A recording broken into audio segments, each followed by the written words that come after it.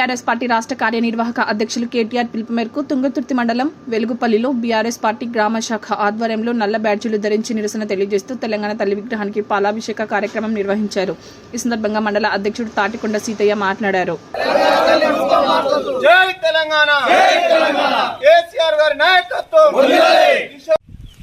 తెలంగాణ రాష్ట్ర సాధనలో పాల్గొన్నటువంటి ఉద్యమకారుల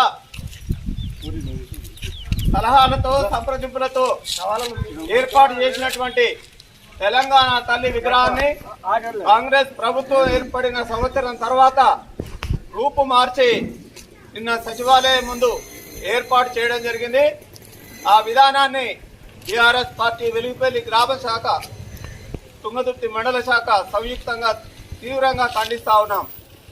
ఎన్నో హావభావాలకు ఉద్యమ వీరులకు ఆలవాలంగా మూర్తిభవించినటువంటి ఈ తెలంగాణ తల్లి రూపాన్ని మార్చడం అనేది చాలా హేయమైన చర్య.